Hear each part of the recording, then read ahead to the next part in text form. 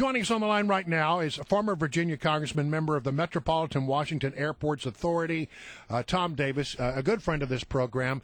Tom, you are you wishing that you had not signed up for this MWA thing, or are you still happy to be a part of it?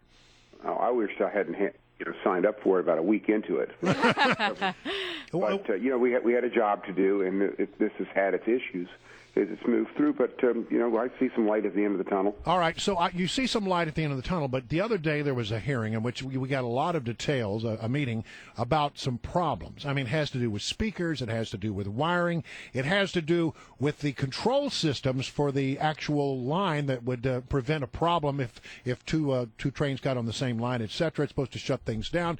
All of these problems, and nobody can give you an answer about when the Silver Line is actually going to be up and running.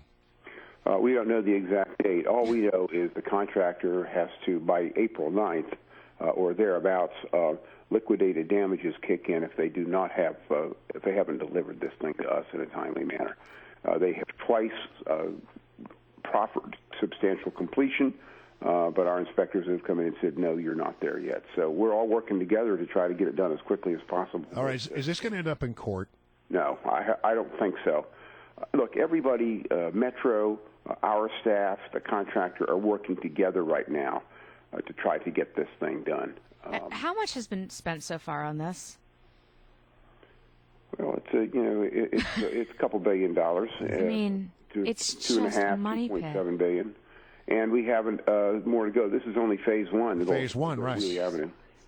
And all this, and we're building we're going to Dulles, $2 billion so far. Well, no, actually, this is rail at the corridor, so it's rail through Tyson's.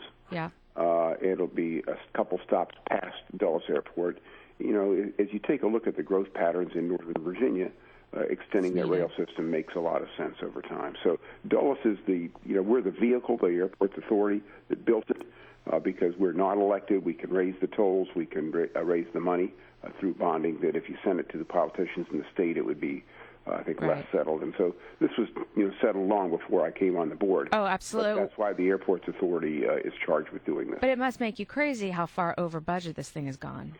Well, it's actually stayed pretty close to where it was going to be originally. You have to remember, originally this was turned down. We passed special legislation about the parameters of the project. We had difficulty meeting that, but we finally got it approved by the Transportation Department.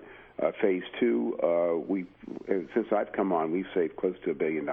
Oh, wow. In terms of just redesigning the thing, getting off the project labor agreement, doing some other things. That's something you never hear in transportation, ever. Let me ask you this. So as you look at the problems that you're experiencing right now, like with these speakers and the wires and the control system, what to you is the most frustrating part of the project as it stands now? Frustrating part is we're so close, but these are punch list items. We're not going to accept it until it's absolutely safe and until the contract is adhered to. Yeah. And they're very, very close. Some of these are very minor items, getting occupancy permits for the stations and the like, but the contractor has not done that. Well, I know that with every major project, look, if you've built a house, you understand that there's a punch list and there's always a last-minute list of things that you've got to get fixed or the inspectors want fixed. And that's sort of what we're going through right now on a much larger scale. Correct. But when you talk about speaker systems, and every speaker in the entire 11-mile run is going to have to be replaced, that seems to like how did they miss that? Yeah. Well, I don't think we missed anything. These speaker systems are compatible and are the same thing that the Metro system has. But the inspector came in, and one of them speaks up, and the inspector system is the guy in charge. And so I think that the contractor was surprised on a couple of these items that the inspectors wouldn't approve what they had put in, but the inspector's the guy in charge on the ground, and they have to adhere to that. So what's the new goal time? What's the new goal end date now? I think realistic. I hate to put times on because back in October they were saying January. I said, guys, unless you're sure, don't put a target out there because you'll never meet it.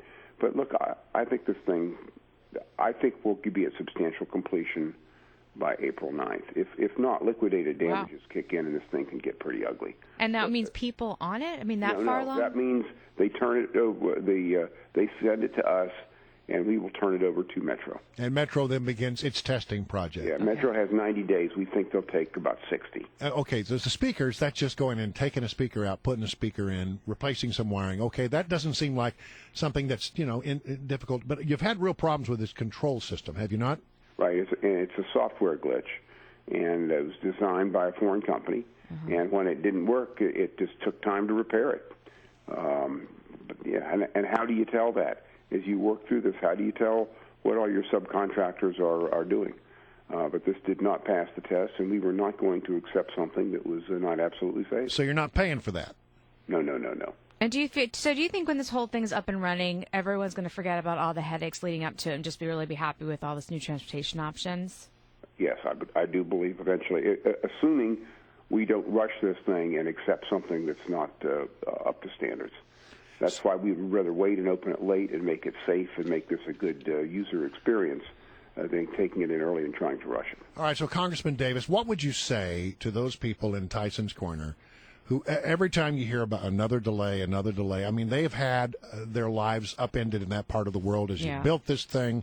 It's been a difficult transportation to get through Tyson's Corner during all the construction. While driving, But at least they thought, if it gets built, it'll be so much better. We'll have all these wonderful transport. They sort of roll their eyes, and they're very frustrated. What would you say to them? It's coming. I mean, we're working as quickly as we can. We've got extra people on at this point trying to get this thing done on time. Remember this, these costs are, I'm sure there'll be some argument back and forth, these costs are borne by the contractor. So this is paid for basically by tolls, by the tolls road users. So what's the difference for you trying to get something through the House or Congress versus trying to do this kind of project? How's it different? In the old days, Congress was easier because I couldn't say that today. Yeah.